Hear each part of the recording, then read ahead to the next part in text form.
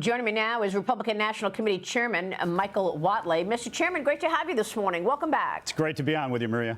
So give us your take on this, your response or reaction to what you heard yesterday from the Supreme Court justices. Yeah, look, I will leave the legal defense and arguments up to the president's lawyers. But what I can say from watching the hearing, listening to the hearing yesterday, is that they are very inclined at the Supreme Court to keep the doctrine of presidential immunity in place where it's been for the past 240 years. And this is really important. It's not just important for President Trump, but it's important for every other president that has come or is going to come after him.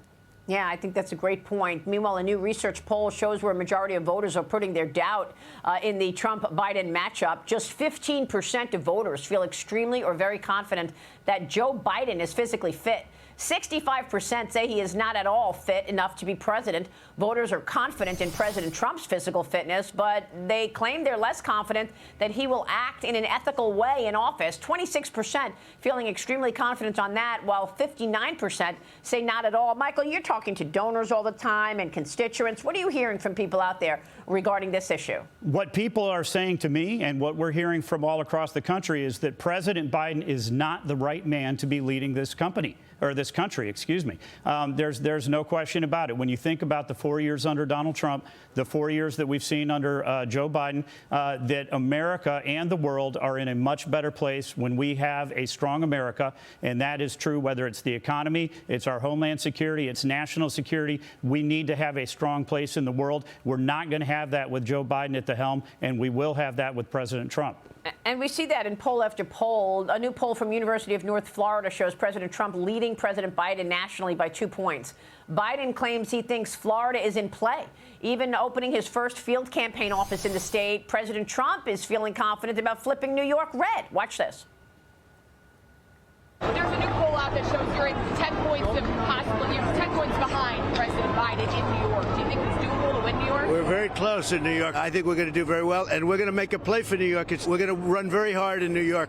New York, we have a good chance of winning New York. So what do you say about that, Michael? What kind of a play are you expecting to make for New York? Look, I think the fact that President Trump is playing offense shows you where we stand in this election cycle. The President Biden right now is playing defense in every single state. President Trump is winning in every single battleground state. We are winning on the national polls. We are winning on polls that talk about the economy, that talk about homeland security and immigration, that talk about national security, that he is up and he is playing offense. Joe Biden thinking he can play in Florida when he's losing 47-37 in the polls. I think you go back to the mental acuity question, right?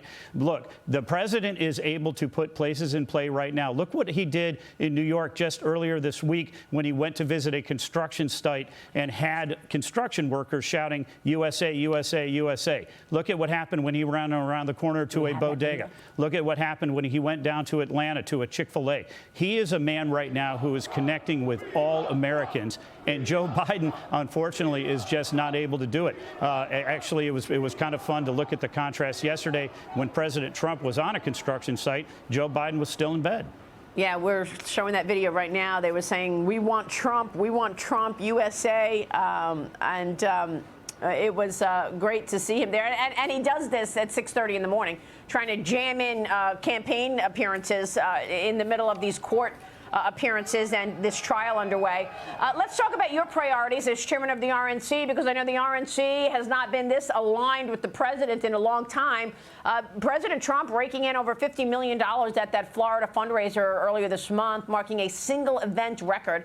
But the Biden administration still is outpacing Trump, partially due to court cases hindering Trump's campaigning, Michael. How's fundraising going, and is this court situation that Trump has to be downtown facing a jury all day long, is that affecting your ability to fundraise or Trump's ability to move ahead? Not at all. I mean, we're raising over $1 million in small donations every single day while he is in court. When he's not in court, he's able to move around the country. We had over $100 million that we were able to raise in the first 4 weeks after him becoming our presumptive nominee. The fact that Joe Biden has a lead right now is because he's been in the White House for 4 years. He's been flanged up with the DNC for over 4 years. We're making up ground on it, and we will absolutely have the resources that we need to get our message out to the American people when it comes time for this election in November. So you told me your priorities are, number one, fundraising, and number two, ensuring a transparent election. What have you done in that regard? Look, we are building out our election integrity program right now. As a matter of fact, just yesterday at the RNC, we had Laura Trump come up and the campaign team sit down for a briefing on our national election integrity program that we are doing, that we are building out in all of our states right now, particularly our battleground states. We are going to make sure that this election is going to be fair, it's going to be accurate, it's going to be transparent, it's going to be secure. And we know right now that when we protect the sanctity of the ballot, we're going to be in great shape in November. So are there states that you're focused on more so than others where you think there could be issues? Look, we're looking at every single battleground state in the country and making sure that we have the resources that we need to go compete in those battleground states. And it really comes down to two things. We're going to get out the vote and we're going to protect the ballot. And then we're also going to be competing in other states across the country where we're, again, playing offense right now and Joe Biden is playing defense. And let me bring in Joe Pinion. Go ahead, Joe.